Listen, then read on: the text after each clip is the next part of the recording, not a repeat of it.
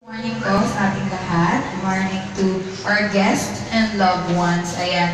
And welcome to the grand opening of the new Cafe a la Luz. Ayan, palakpakan naman po natin. Ayan. And I am Gladys and I am given the chance to celebrate with you the success of Mr. Ray and Sir June in his launching of this cafe, of course. On behalf of the owners, we would like to express our heartfelt gratitude of your presence in this memorable occasion. It is indeed a pleasure to be here with you guys. And so, for the welcoming remarks, I would like to call in Mr. Feliciano Labrador to address his welcoming remarks. To address his message of thanks, I would like to call in the co-owner of the new Cafe a la Luz. A round of applause, please, for Mr. Ray Tagad. Success and fruitfulness. I officially welcome you all to the new Cafe a la Luz. Ayan. Please enjoy your stay and find out our promos and offers.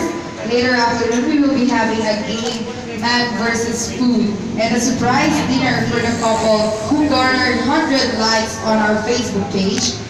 He is a scholar of media and branding.